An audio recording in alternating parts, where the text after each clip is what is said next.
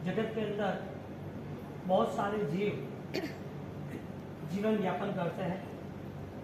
सुख हो तो भी छोड़ के जाते हैं, पसंद नहीं है। दुख है, पसंद नहीं है, फिर भी भुगते रहते हैं। जीव के सुख दुख की यात्राओं का क्रम बंद नहीं हुआ है, और सुख दुख की यात्रा का क्रम यदि बंद हो रहा है तो ज्ञान दशा से होगा। यात्रा चलती रहेगी, महसूस नहीं होगी। जिसको महसूस हो रहा है उसकी स्थिति सम्यक ज्ञान की अभी तक तैयार नहीं हुई, क्योंकि प्रभु महावीर का पंथ सिर्फ कहने के लिए नहीं था। प्रभु महावीर ने अप्लाई किया, विथ सप्लाई की। उन्होंने जगत को बताया कि ये आध्यात्मिक स्थिति को पाने के लिए हर कष्ट को अंतिम श्वास तक भुगतना पड़ेगा, यानी कि हर कंडीशन को आपको मैनेज करना ही पड़ेगा। क्योंकि शर्त यह है कि मेरी ज्ञान दशा मुझे पास्ट टेंस में ले जाती है, मेरी ज्ञान दशा मुझे भविष्य में भी ले जाती है, मेरी समाधि है इसके लिए वर्तमान भी मेरे पास है। यानी कि पास्ट टेंस देख रहे हैं तो सोचेंगे कि बहुत सारा सहन किया है, ये सहन करने में कुछ नहीं। भविष्य देखेंगे तो तय करेंगे कि ये सारी चीजें छूटी जा रही है, तो फिर भविष्य के लिए मुझे कुछ करना ही है, तो मेरा भविष्य कैसा होना चाहिए, तो वो भी संकल्प है। और आज की जो दुनिया है, आज की जो जिंदगी है, वो पहले की जिंदगी से बेहतरीन बनाना। मेन टारगेट हुआ नॉलेज का, ज्ञान का। और जो ज्ञान दशा आविर्भाव होता है ज्ञान दशा का, वो ज्ञानी श्वासोश्वास में करे कर्मणो छे, क्योंकि उसकी ज्ञान दशा उसको कर्म के दूर ले जाती है, कर्म से उसे विमुक्त करती है, कर्म निंदा करती है। शर्त यही थी, वो अब कर्म ने दिए हुए सुख दुख से नहीं जोड़ता है, कर्म ने दिए हुए शरीर से, समृद्धि से, साधनों से जुड़ता नहीं है। वो समृद्धि आध्यात्मिक होती है तो जुड़ता है, वो साधन साधना कराता है तो जुड़ता है, वो कर्म उसे सिमंदर स्वामी का योग कराता है, समर स्वामी का योग कराता है, अपनी आत्मा की समृद्धि बढ़ाता है तो करता है। यानी टारगेट एक ही आया कि सुख दुख अनंत काल के है या नहीं है। किसके लिए है? सर्वजीवों के लिए है, जो मोक्ष में नहीं गए उनके लिए है। तो ये सारी सुख दुख की परंपरा बंद होने वाली नहीं है मोक्ष के अलावा। तो मोक्ष नहीं है तब तक सुख दुख है या नहीं है? मोक्ष नहीं है तब तक सुख दुख है। तो जो आत्मा अपने सर्व बंधनों से मुक्त नहीं होते हैं, वो आत्मा को इस संसार में मोक्ष पाने का भगवान ने रास्ता बताया, जिसका नाम है सम्यक सम्यक न पाक्षिक। कि तुम्हारी सोच यदि लक्ष्य के साथ जुड़ जाएगी, उस दिन तुम्हारा दुख तुम्हें परेशान नहीं करेगा, तुम्हारा सुख तुम्हें डुबोएगा नहीं। और ऐसी बहुत सारी घटनाएं रही, और वो घटनाओं के अंदर जब जो भी अलर्ट रहा ना, वो सेट हो गया, जो जागरूक हुआ वो आगे बढ़ गया। क्योंकि दुख कोई भी हम सहन कर सकते हैं, रूल्स इतना है कि उसके पास वो माइंड गेम चाहिए, उसके पास वो विचार चाहिए। क्योंकि स्टार्टिंग में राकेश जी आए ना तो बोले कि मौसी मैं कर लूँ, तो 4-5 उपास तक तो लागे गए। क्या कह रहे थे? 4-5 उपास नहीं, सीधी तब स्टार्ट करना तब की बात है। ये 4-5 उपास तक तो लगे। फिर उन्होंने बोला कि साहब ये सब माइंड गेम है, शरीर को तो कुछ नहीं चाहिए, जो चाहिए वो तो मन को चाहिए। क्या चाहिए? शरीर को तो कुछ नहीं चाहिए। अच्छा, शरीर को जितना भी दे रहा है उसको तो कम ही पड़ रहा है। चाहे तुम गहना दो, कपड़े दो, सोना दो, चाहे तुम्हें ऑलरेडी आराम करना है, चाहे भोजन करना है, शरीर का धर्म एक ही है, आने दो। धर्म का स्वभाव एक ही है, संपर्क, रुक जा भाई, नहीं करना कुछ भी, यहाँ क्या काम है। ये सारी स्थिति ज्ञान दशा जैसे जैसे ताकतवर बनती है, क्योंकि तप धर्म जो है ना, वो ज्ञान के बिना हो ही नहीं सकता। और जब तप की शुरुआत होती है ना, और वो तप धर्म बना है, तप क्रिया नहीं, वो तप धर्म बना है, इसके लिए वो तप किया हुआ कोई भी अनुष्ठान, तप द्वारा हुआ अनुष्ठान, वो आगे जाके उसे गिराता नहीं है, निष्फल नहीं बनाता है। बहुत सारी मेहनत के बाद मिला है, मेहनत आज की नहीं है। आपने सोच लिया कि मेरी तपस्या हो गई, मेरा सिद्धि तब हो गया, मैं आराधना कर रहा हूँ, मैं कर रही हूँ और मुझे परमात्मा की कृपा है। नहीं, आपने भूतकाल में अनंत भव के अंदर कई ऐसा कोई भव था जिसमें आपने किसी को सहायता दी थी। इसके लिए आज रिवर्स में सहायता मिल रही है। आपने किसी को भोजन दिया था, आपने किसी को छांव दी थी, आपने किसी को पानी पिलाया था, आपने छोटे छोटे जीवों को बचाया था, आपने खुद ने कुछ भी सहन करके सामने वाला जीव जो इसका हित कैसे, ऐसी भावना की थी। अनंत काल में ऐसा कोई समय था, समझो कि आपका जीवन शिकारी का था, और शिकारी का जीवन आप शिकार कर रहे थे और आप शिकार कर रहे थे और आपको पता है कि हिरण को मुझे मारना है, हिरण को तुमने शिकार कर दिया, उसको तीर लग भी गया और आप वहां गए और वहां जाने के बाद उसका तीर लगा है और आपने दुख तो दे ही दिया, वो मरा नहीं है, उसके आसपास उसके छोटे छोटे बच्चे आ गए, छोटे छोटे बच्चे आ गए, उसको पता ही नहीं है और आपने सोचा ये तो उसकी माँ है, अब इसको मार डालूंगा और इसको मैं बिछड़ दूंगा तो क्या होगा। उस टाइम आपको दया आई और वो दया के नाते आपने तीर भी निकाला, उसकी सेवा भी की, औषधि भी की। था कौन? हिंसक शिकारी था, फिर भी उसको जीव दया का भाव आया और 5-7 दिन उसकी रक्षा की, उसको संभाला, उसको खाना पिला दिलाया। ये सारी चीज जब कोई परिणाम से आती है, एक सहज भाव आता है, तो ये साता रिवर्स आता रूल से जो बोया है वो आए, साता दी ये साता आएगी, असाता दी वो साता आएगी। बीमार कोई है और बीमारी की रिकवरी नहीं आती है, दवाई अच्छी है, स्पेशलिस्ट है, रेस्ट है, सारी फूड सिस्टम बरोबर है, खाना पीना एकदम ओके है, फैसिलिटीज बरोबर है, तो बीमारी जाती क्यों नहीं? कोई तो रुकावट होगी ना, कोई तो प्रॉब्लम्स होगी ना, वो प्रॉब्लम का नाम है असाता। यानी कि तब धर्म की आराधना करने वाले जीव, वो कितने भी मक्कम हो, किसी ने मासा छोड़ किया और आज अठाई करनी हो, लेकिन उसको अठाई करने की मन हो, तैयारी हो, लेकिन बीच में ही रुक जाए, 2 उपवास हुआ, ये कैसे हो गया, चक्कर आ रहे, बाबू खड़े नहीं रह सकते, पैर टूट रहे, बाबू ये वीकनेस, चल नहीं सकते, नींद नहीं आ रही है, वोमिट खूब हो रही है, ये क्या हो गया? अरे मासा छोड़ने में कुछ नहीं हुआ लास्ट ईयर, आज कैसे हो गया? इसका मतलब क्या हुआ? ऐसी कोई हमारी पूर्वभव की हमारी विराटता थी, इस समय साथ दे रही है। पूर्व के भव में हमने ऐसी कोई आसाधना की है, दुख दिया था, कोई जीव को पीड़ा दी थी, वो पीड़ा रिवर्स कर्म के साथ हमारे साथ जुड़ गई और वो पीड़ा आई हाथ में, जैसी पीड़ा आई वो पीड़ा के नाम पर आज तुम चाहो तो भी इतनी प्रॉब्लम्स है कि आपको मन ही हो रहा है छोड़ दो। यानी कि आपका जो मन था ना उस टाइम हिंसा का, इसके लिए आज वो हिंसा के फलरूप जो दुख है, वो दुख सहन करने की आपकी कैपेसिटी नहीं है, समाधि भाव नहीं रहा, क्योंकि संकीर्ति आत्मा हर कोई दुख को सहन करता है। प्रभु महावीर को कान में खिले मारे, पूर्वभव में वो सैया पालक था, उसने कान में शीशा डाल दिया प्रभु महावीर राजकुमार से, और कान में गरम शीशा ऑयल, हाँ एकदम हीटिंग ऑयल वाला, इतना वो बुड़बुड़े, हाँ बुदबुदे हो रहे थे, इतना गरम शीशम ऑयल से भी ज्यादा स्ट्रॉन्ग, वो उसके कान में डाल दिया। खाली एक ही बात थी, तुझे सुनना बहुत पसंद है, ये तेरे शौक है क्या? तेरा तूने जो किया है उसका तुझे दंड तो मिलेगा ही, और उसको कान में गरम शीशा डाल दिया, मार डाल। बात इतनी थी, मेरी नींद क्यों बगाड़ी? बस मैं सो गया था, वो ऐसे नहीं देख पाए। भगवान महावीर का जीव पूर्व के भव में, राजकुमार के भव में, उनका मन ऐसा नहीं था कि इतने दिनों से वो मेरी सेवा कर रहा है, हो सकता है इसको बोलना था नॉर्मल में कि भाई अब तू जा, बस इतना ही बोलना था। जो कर्म उसने असाता का दिया वो ऑलरेडी डबल आया, ट्रिपल आया ना। जब तक उन्होंने प्रायश्चित नहीं किया 100 गुना रिटर्न आया, और रिटर्न आया तो कर्मों ने भी सोचा नहीं कि तीर्थंकर तो मैं छोड़ दूं। साधना काल है ना प्रभु का, प्रभु साधना कर रहे, ध्यान में बैठे हैं, और वो हजारों लाखों सालों पहले जो कर्म किया था वो सामने आकर खड़ा रहा, उसकी मेमोरी में आया, इसने मुझे मारा था, ये जो भी है मुझे लेना देना नहीं, मैं नहीं छोड़ूंगा। सीधा आके कान में वो डाल दिया, खिला तो नहीं था, लेकिन जो बड़ी लकड़ी होती है उसको एकदम तीक्ष्ण बना दी, धारदार, और धारदार बना के सीधा कान में डाल दिया। सबसे सेंसिटिव पार्ट है अपना कान, सबसे सेंसिटिव पार्ट से कान और आंख दोनों, और उसमें उन्होंने डाल दिया खिला। परमात्मा महावीर को दर्द हुआ, लेकिन मेमोरी थी ना, जो सेंस थी ना, उनको पता थी कि ये सारी चीज मेरी बनी बनाई है। यानी कि दर्द कभी भी आता है तब अस्थिरता नहीं आनी।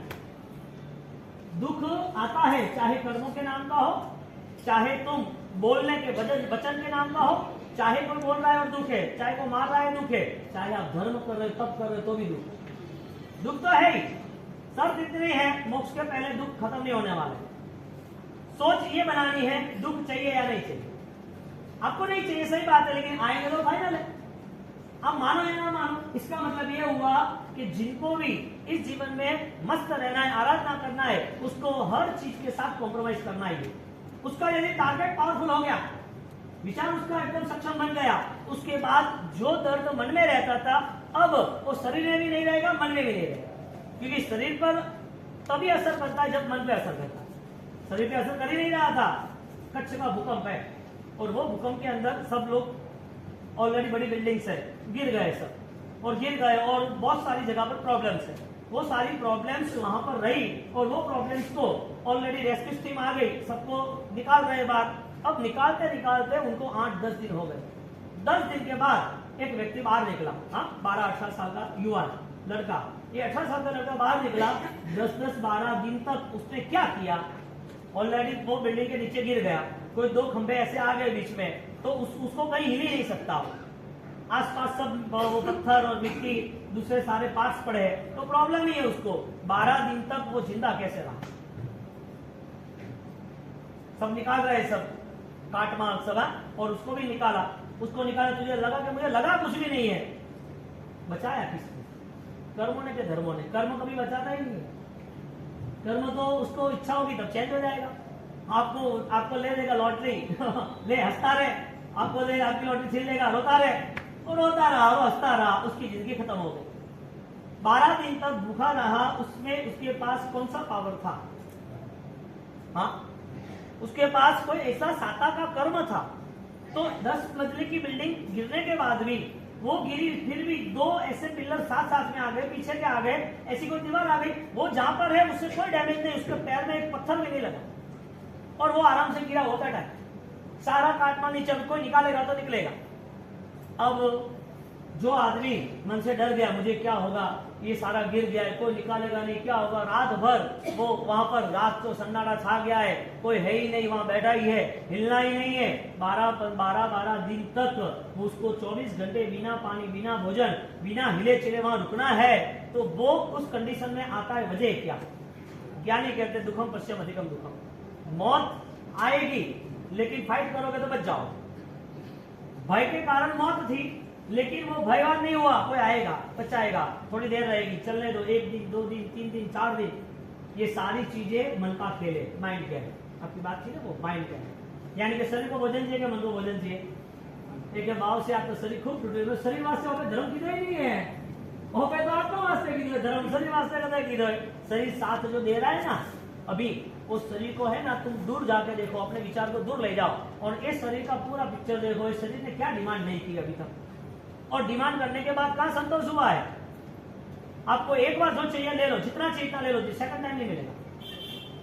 एक बार जो खाना है, जो पहनना है, जो ओढ़ना है, जो चाहिए, जो इच्छा हो करते रहो, दूसरी बार नहीं चलेगा। आपको 1 महीना 2 महीना 3 महीना आपको टाइम दे रहे, पॉसिबल ही नहीं है। आपने टाइम भी दे दिया, कोई आदमी ने एक ही दिन में 200 किलो कैरी खा ली, एक साथ 15-20 घेवर खा ली, एक साथ उसने अच्छी सी उसकी जो भी खाना तो वो खा भी लिया, फिर उसको 15 दिन तक चाहिए ही, क्योंकि यही चीज अतिरेक के कारण रिएक्शन आए, चाहिए ही। लास्ट में उसे पता ही है कि मुझे छोड़ना ही पड़ेगा। तो ज्ञान आधारित आराधना जो होती है, सम्यक दर्शन आधारित उपासना जो होती है, जो अपने मन को वो सक्षम बनाता है, तो सिर्फ धर्म के लिए नहीं बनाना है, संसार की हर घटनाओं के लिए, संसार की सारी स्थिति जो है वो सारी स्थितियों के लिए वो मन बनाता है। और वो मन जब हमारे पास तैयार होता है ना, सब आपको 28-30वें उपवास तक भी वो आराम से ऑफिस जाता है, काम करता है, कोई इश्यू। मुंबई में बहुत बारिश आ गई थी और सब ट्रेनें बंद।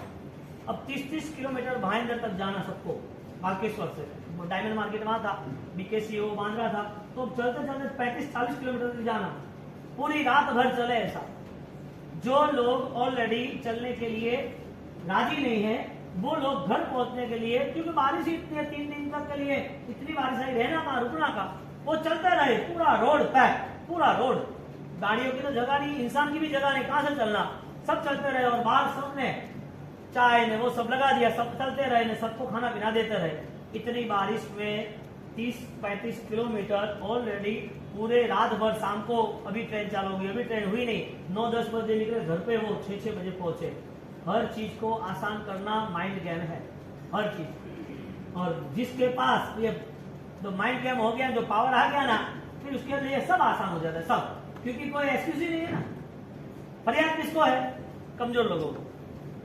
फरियाद कमजोर लोगों को, आप आराम से सॉल्यूशन आ सकता है, आराम से सॉल्यूशन आ सकता है। आपका कोई भी छोटा सा एक इन्फेक्शन हुआ है, आपका खाने पीने को इन्फेक्शन हो गया है, 500 शुगर वाला मिठाई खाए, 500 शुगर 700 शुगर, ये कुछ नहीं होता है, क्या मस्त रहता है, एक दिन तो जाना ही है ना, अरे जाना है ना नहीं, लेकिन सड़ के जाना है क्या?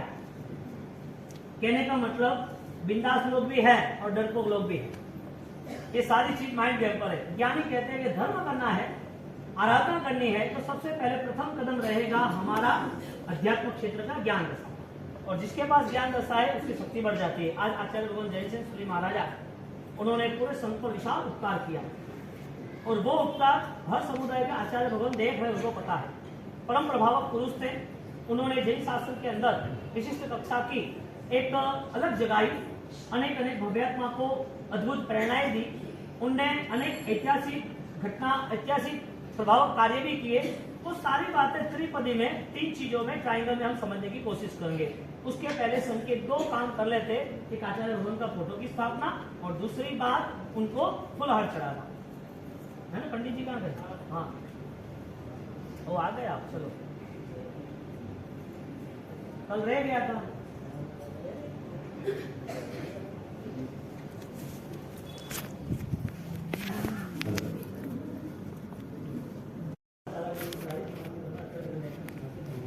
बात हमारी ये चली कि यदि ज्ञान दशा सतेज है, जागरूक है, तो उसके लिए ये भव नहीं, अगले भव के लिए भी सुरक्षा। क्योंकि सैनिक महाराजा अगले भव के लिए ज्ञान लेके गए, जो ज्ञान आज भी उसको साथ दे रही है। दुखों में शांति है, दुखों में समाधि। चंड कौशिक को जैसे ज्ञान हुआ, ऐसा वो दुख मिला और दुख के साथ उसने कॉम्प्रोमाइज किया, वरना तो दुख देने वाला था। हिंसक भी अहिंसक बनता है तो उसकी वजह एक ही है, वो समझदारी। कोई व्यक्ति पापी में से भी पवित्र बनता है, पुण्यशाली, हाँ वो तो करना ही देगा। वो पदार्थ फोटो स्थापना करनी है ना, पधारो सा, मुझे बोल देना भाई, हाँ भाई गाड़ी चलत जा नहीं पड़े मन तो।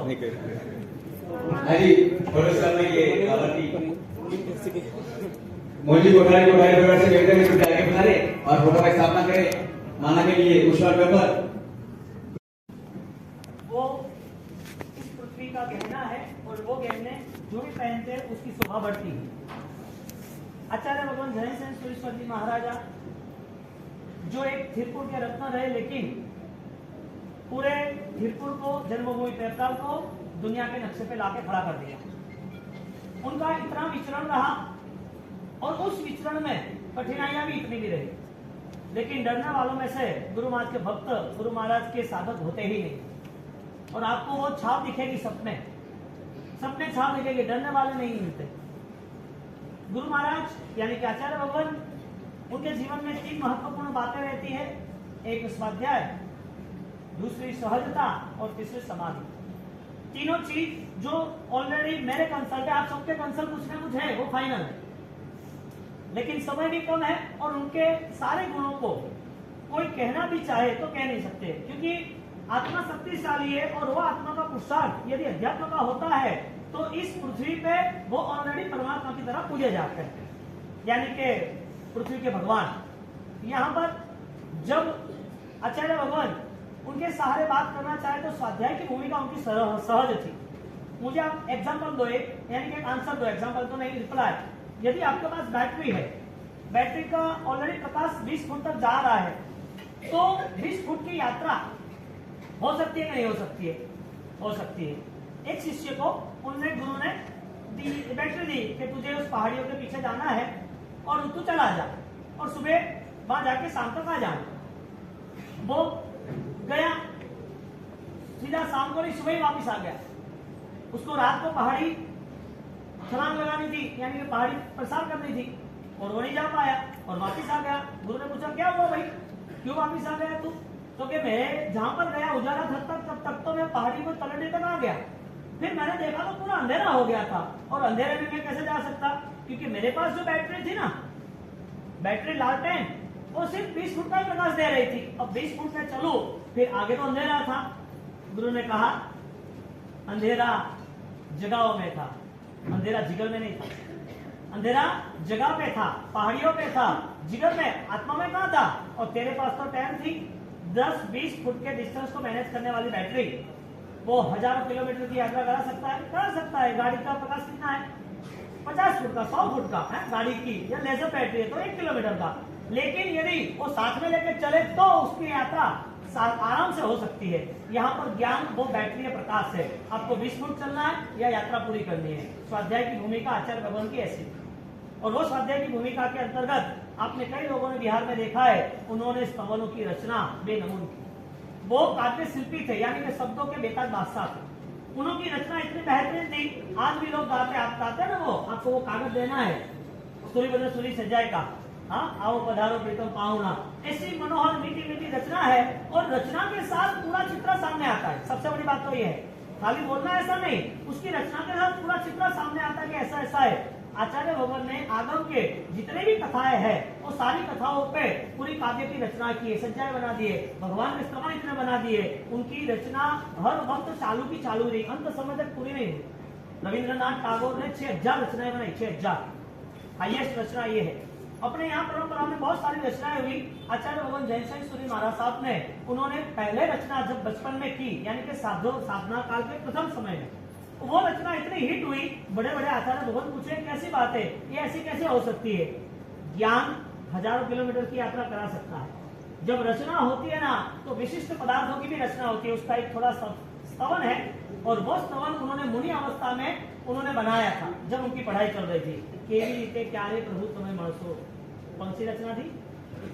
सात राज छो ऊंचा प्रभु अहिया थकी, सात राज छो ऊंचा प्रभु अहिया थकी, હું બેઠો છું મૃત્યુ લોક નિમાય જો, ગાતી અઘાતી કર્મો છૂટે ન મારા, બંધનથી નિરબંધ દશા મુજ થાય જો, કેવી રીતે ક્યારે પ્રભુ મળશો તમે, જય વસ્યા છો દૂર તમે સ્વદેશ જો, કેવી રીતે ક્યારે પ્રભુ મળશો તમે સ્વદેશ પરદેશ।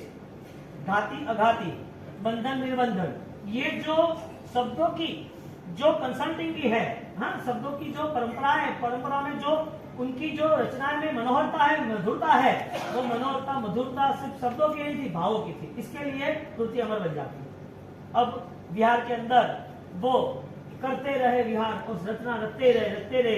यहाँ जब विजयवाड़ा चातुर्मास के आगे पीछे की रचना के अंदर मुझे रमेश भाई ने बोला विमल गौड़ एक के बाउसी के पास जाते तो इतनी मीठी मीठी मधुर रचना करते। और उनका सबसे बड़ा प्लस क्या बताए, जो आदमी समझदार होता है, जिसको भावना भक्ति की होती है, जो ऑलरेडी भाव होता है, ये देखने का लकी और में कहा है, उनको सब पता है, लेकिन क्या गए देखने का है, ये सही है कि बाउसी मैंने कहा तो देख तो सही कहा है, तो गाजे थे गीत आवे कि नहीं आओ, तो ऐसे करके करके बिहार का रास्ता कहाँ चला जाता पता नहीं। और ज्यादातर रचना उनकी बिहार में हुई। अब थराद का एक प्रश्न बताओ, स्वाध्याय फर्स्ट, सेकंड सहजता, थर्ड समाधि। स्वाध्याय के अंदर थराद के चातुर्मास में सौभाग्य रहा उनके साथ रहने का। हालांकि हेमरत्न विजय जी महाराज साहब जो बुजुर्ग थे, 80 साल की उम्र थी, तो उन्होंने मुझे सेवा के लिए रख दिया कि भाई इनकी सेवा करना है, और इनकी सेवा में आप मुझे नहीं पहचानते ना, आपको पता ही नहीं था ना, मुझे पूछे हैं कि बाउसी आपको तो कभी देखा नहीं, आचार्य भगवान जैन सिंह महाराज साहब को सब साधु साधु लोग पहचानते हैं, सबका आना जाना रहता है, आपको तो पहचाना नहीं, आप अभी कहाँ थे, तो छोटा बाउसी अब दीक्षा है तो कहते पहचानो, तो आपने अभी खा बड़ी कि मैंने बोला दीक्षा अभी होती है 2 साल 5 साल की दीक्षा होती है, पता थोड़ी नहीं बाउसी लागे तो नहीं, मैसेज तो पढ़े रहे हो, आपको देखा नहीं है कि मैंने बोला ऐसा ऐसा हुआ था। कहने का मतलब 10 साल उनकी सेवा में उन्होंने आदेश दिया कि बुजुर्ग महाराज साहब है, आपको उनके साथ रहना ही है। मैंने बोला तहत किया ना, 10 साल उनका उपकार रहा आचार्य भगवान का, और उसके साथ साथ बुद्ध महात्मा हेमरत्न विजय जी महाराज साहब का, उनकी सेवा का लाभ मिला, उस लाभ के अंदर ये सारे काम हुए। अब उसके बीच में जो 10 साल के बीच में थराद का चातुर्मास था, जिसमें महावीर दादा की प्रतिष्ठा करानी थी। अब बाप जी का एक नेचर, कोई भी हो ना तो आपके मदर फादर की, सास ससुर की, सबकी खबर ले लेते। आपका एक नेचर गुरु महाराज का, कीकण है भाई, सोलंकी कीकण हो भाई, हाँ, नेचर भंडारी कीकण है, पारस जी कीकण है, सबके समाचार एक साथ ले लेते, क्या हुआ क्या नहीं, सबको एक साथ के भाई साथ भारत में चले नहीं रहे, ओके डन। ये सारी चीजें उनके अंदर इतने लगाव वाली थी, उनको एक ही था, मेरा संघ मेरा परिवार, बस यही चलता था। और इसी भावनाओं के साथ संघ को मजबूत बनाया। अब उन्होंने संघ को मजबूत बनाने के लिए एक पंच संग्रह ब्रह्मपैडी नाम का आगम आता है, पंच संग्रह नाम का एक वॉल्यूम्स आता है, और उस वॉल्यूम्स के अंदर आपको एक 3 फुट का चार्ट रहता है, 3 फुट का चार्ट, यदि आपको 700 गाथाएं क्लियर करनी है तो उस गाथा के अंदर पहला गुणस्थानक, ऐसे 14 गुणस्थानक तक सारे छोटे छोटे छोटे कर्म, क्या क्या कर्म कौन से गुणस्थानक पर है, वो सारी चीजें आती है। अब एक बार उनको बताने का रहा कि भाई ऐसा ऐसा कर्म की बातें होती रहती है कि भाई त्रिमुख संक्रमण क्या है, इसके पार्ट्स कितने कितने हैं। छठा कर्मग्रंथ ऐसा आता है जिसके अंदर 158 प्रकृति है, लेकिन 10 लाख के ऊपर उसके अलग अलग छोटे पार्ट्स होते हैं।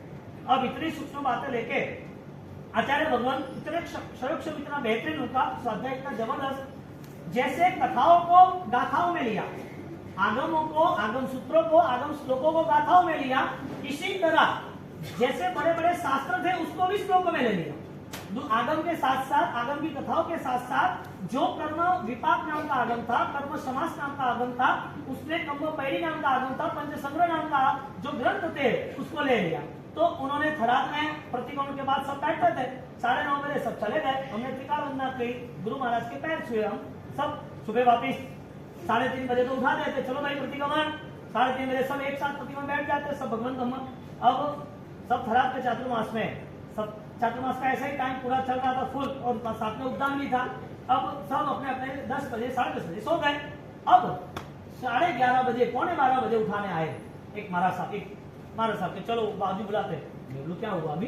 बोलो सबको बुलाया है? तो नहीं तुमको बुलाया है। ठीक है, तो पहले तो टेंशन जैसा रहा, अचानक क्यों बुलाया, क्योंकि बीच में कभी बुलाने का काम ही नहीं होता 12 बजे तो के बैठे थे के वो देख मैं रखी है तो बाउसी ऊपर हमार पड़े रही, आपको आराम करना है, अथवा तो लोन ले जाओ, सबको मले जाओ, ठीक करे भी जाओ ना 1 बजे, बाउसी लेट ले बाउसी मंगली, ठीक क्या हो थे तो जाओ कि हाँ बाबू से मंगली गुणा शांति। 2 बजे वाला 3 बजे वाला तो उबर गया ना।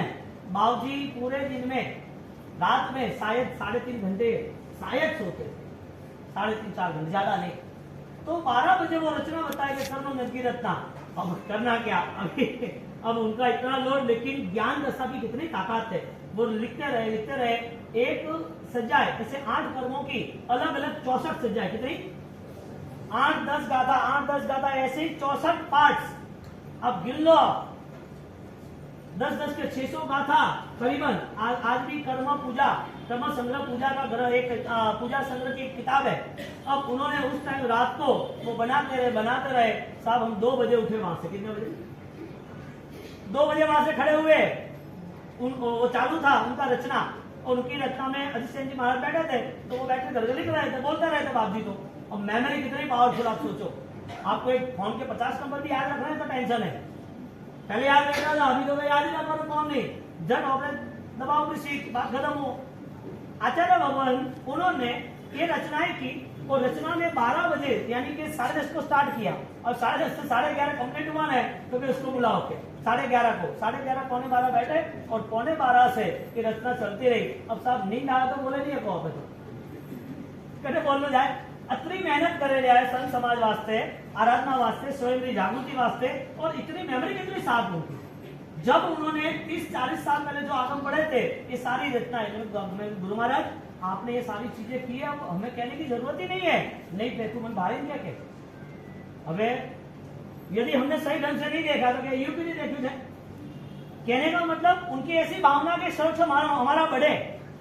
आपको बताते ना, पहला राउंड आपका कभी देखते गाजे अनुप्रास बैठे नहीं बैठे, अरे आप कभी भरोसा, आपके अंदर इतनी सारी खूबियां है, खामी तो है ही नहीं, और इतनी ताकत है। अभी आप हमको गाने के लिए कह रहे हो, आपकी रचना ही बेहतरीन है, यानी आपको कहते कि देखो तो ये बरोबर है, एक आप बासी मन तो ठाकुर पड़े गए, बासी मैं कोई सरस्वती पुत्र तो हो कौन, हम तो लक्ष्मी पुत्र है गए, तो कोई नहीं धन खा तो पड़े गए।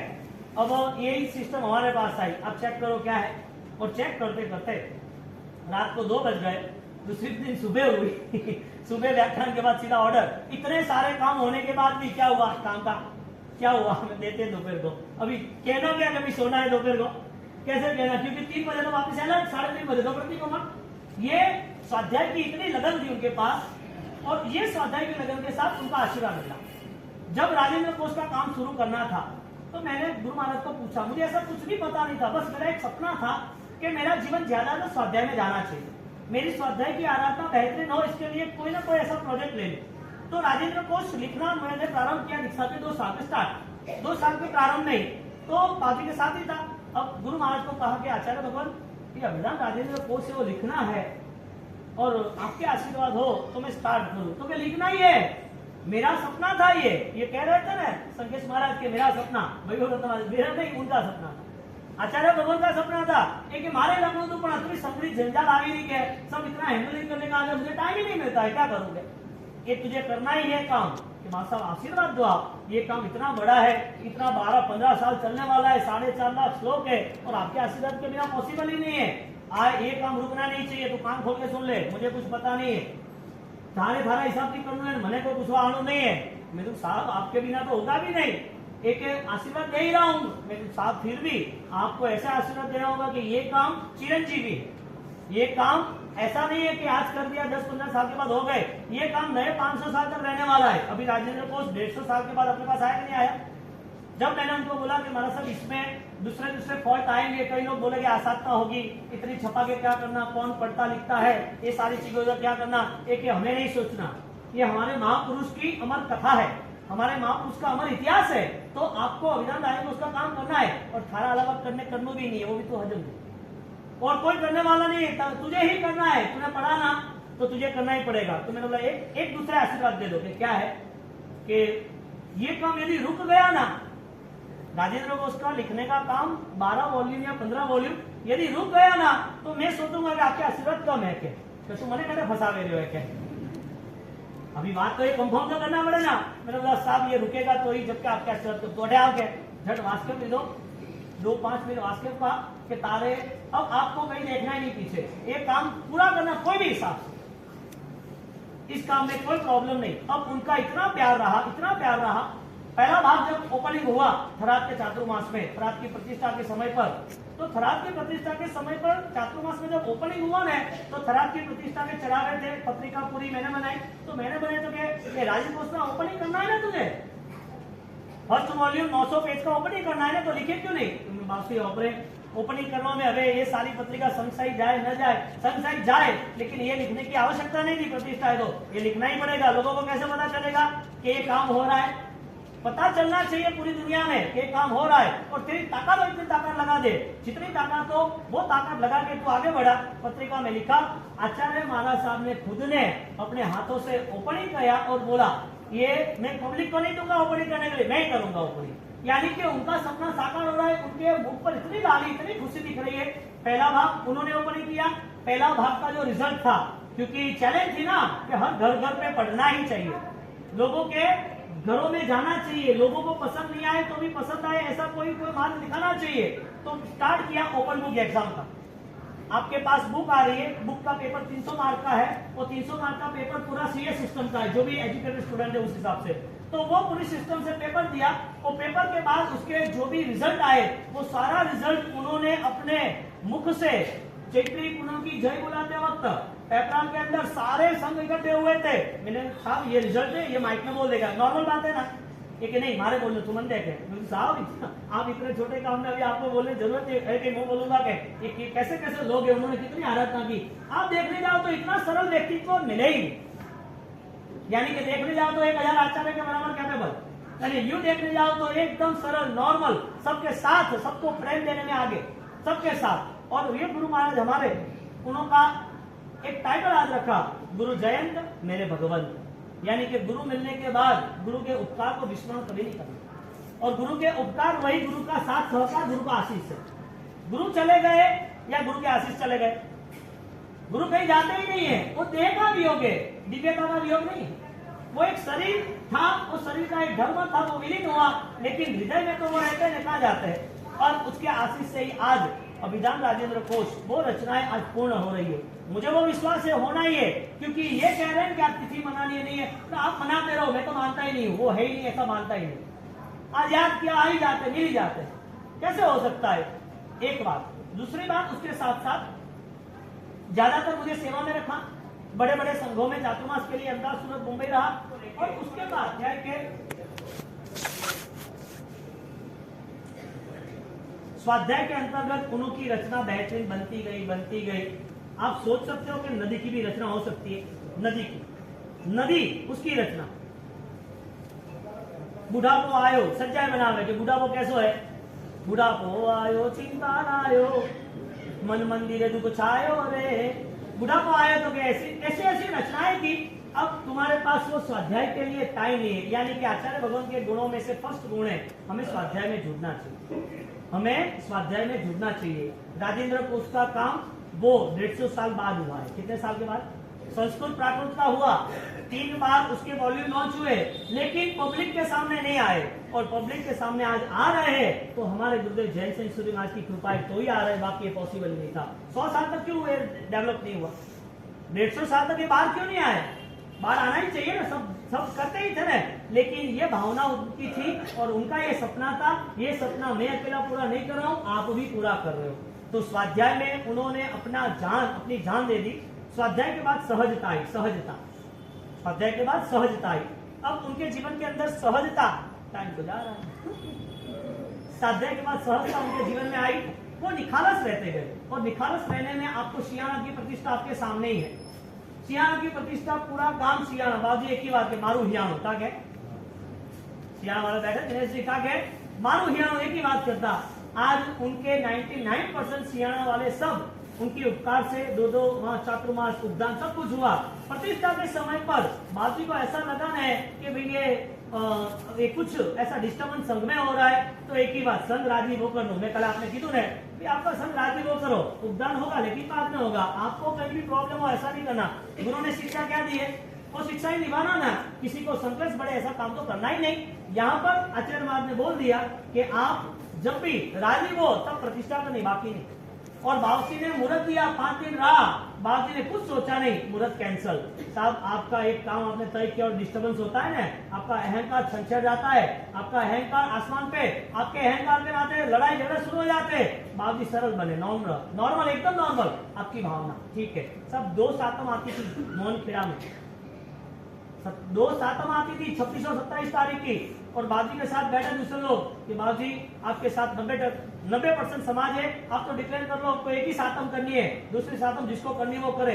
गुरु महाराज ने बोला, आचार्य भगवान ने, राजेंद्र सूरी महाराज के नाम से हमें कभी भी अलग नहीं होना है, वो करे क्यों मैं करूं, एक ही वो करे, हम उनके साथ रहते, कोई फर्क नहीं पड़ता। मानने के लिए को तैयार नहीं था, लेकिन एक ही बात, जवाबदारी, रिस्पॉन्सिबिलिटी, जो मैच्योरिटी है, सरलता थी, जो सहजता थी, सातम में ऑफिस सब भेड़ा रहो।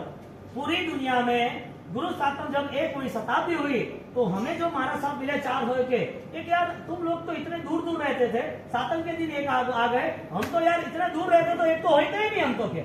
मुझे पर्टिकुलर आचार्य भगवंत ने साधु भगवंत ने कहा, क्योंकि मेरा ज्यादातर विचरण अहमदाबाद, सूरत, बॉम्बे रहा, और ज्यादातर राजेंद्र को सब साधु भगवंत के पास, आचार्य भगवंतों के पास जा रहा है, पंडितों के पास जा रहा है, तो वो नाम से पहचानते हैं। तो वो पर्टिकुलर जब भी हमारा मिलना हुआ तो कि ये कैसे हुआ, तुम्हारा लोगों का मिलन कैसे हुआ, मैं तो हमारे यहाँ हम है ही नहीं, हमारे गुरु महाराज, हमारे यहाँ हम है ही नहीं, हमारे यहाँ तो राजेंद्र सूरी महाराज है। आपने उनका हाथ पकड़ लो, काम हो जाएगा, पैर पकड़ लो, हाथ में पकड़ना, पैर पकड़ लो। अब इतने सरल है, आपको कोई बोले कि भाई आपके घर फंक्शन है, आपने सब जमाया हुआ है, सब कुछ है, और कोई आदमी आपके वहां आ जाए और बोल दे कि आपने मेरा पेमेंट इतना कर देना, ऐसा वैसा, तो कभी फंक्शन वो नहीं देखता है, ठीक है कहीं ले सॉल्व कर, बस। समझदार आदमी वो हर कंडीशन में खड़ा रहता है, यानी कि सॉल्यूशन लाता है। 2 चीज, एक आई स्वाध्याय जो हमें करना है, दूसरा सरलता, हमें निखालस रहने, पकड़ नहीं रखनी, और तीसरी बात, और आपको ये यहाँ का दृष्टांत है, मुझे तो पता नहीं था, जब ये प्रतिष्ठा थी यहाँ के संघ के अंदर, कोई हम अलग हो गए, उसके बाद जो वो सब मृत्यु हो रही थी हर 5-7 दिन में, तो बाबूजी कहा कि हलो ना आप घर है ना, क्या है, उन्होंने संघ की रक्षा देखी, कोई व्यक्ति की बात नहीं देखी, और बाबूजी ने वहां विचार कराया, अभिषेक कराया राजू भैया ना, शांति कराई थी पूरे गांव में, वरना नहीं ज्यादा चलता, नहीं चलता, क्यों गए, एक हृदय में शासन के प्रति भावना थी। और तीसरी बात, भांडवपुर में समाधि, आचार्य भगवान के करीब जब समाधि में वो रहे, यानी कि दर्द बहुत था ऑलरेडी, उन्होंने जब चातुर्मास की जय बोलाई, वो चातुर्मास की जय बुलाने में उनको परेशानी थी, फिर भी उन्होंने चातुर्मास की जय बुलाने के साथ साथ उनकी शारीरिक क्षमता इतनी नहीं थी, उनको लास्ट 3 साल से ऑक्सीजन मेंटेन करना पड़ता था, और ऑक्सीजन इतने दौड़े, कितनी संघर्ष यात्रा, मैं आगे तो कह ही नहीं रहा कि 40-50 किलोमीटर रेगुलर चले, हर साल 4000 किलोमीटर चले पूरे संघ में। साहब 40 साल पहले यहाँ आए, तब कोई महाराज साहब आने का सोच नहीं रहे थे, मैं भी